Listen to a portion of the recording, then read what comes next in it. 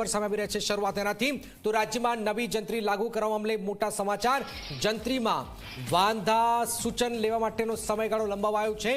વાંધા સૂચન માટેનો સમયગાળો 1 મહિનો લંબાવાયો છે। જે 20 ડિસેમ્બર જંત્રી લાગુ કરવા માટેની જે અંતિમ તારીખ હતી, વધુ 1 મહિના સુધી વાંધાઓ સ્વીકારાશે। ઓનલાઈન અને ઓફલાઈન રીતે વાંધાઓ લેવાશે। વાંધાઓની સમીક્ષા કરી અંતિમ નિર્ણય લેવાશે। મહત્વનું છે કે જંત્રી મામલે બિલ્ડરો અને વકીલો વિરોધ કરી રહ્યા છે। આખા રાજ્યમાં વ્યાપક વિરોધ થઈ રહ્યો છે। ત્યારે રાજ્ય સરકારે વાંધાઓ રજૂ કરવાની મુદતમાં 1 મહિનાનો વધારો કર્યો છે। બિલ્ડરો નારાજ છે, વકીલો નારાજ છે। લોકો કહી રહ્યા કે જો જંત્રી લાગુ થઈ જશે તો લોકોનો ઘરનું ઘર સ્વપ્ન જે છે એ હવે નહીં પૂરું થાય।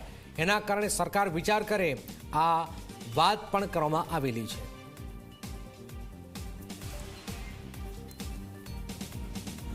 જંત્રી બાબતે આદરણીય ભૂપેન્દ્રભાઈ પટેલ સાહેબે 1 મહિનાનો વધારો કર્યો છે વાંધાઓ લેવાનો, અને અત્યારે આ જે 20 ડિસેમ્બરના રોજ પૂરી થતી હતી વાંધા લેવાની અવધિ, એ 1 મહિનો એને લંબાવી અને વાંધાઓ લેવામાં આવશે। અને સાથે સાથે એ વાંધાઓ પણ હવે ઓફલાઈન ને ઓનલાઈન બંને રીતે લેવાશે।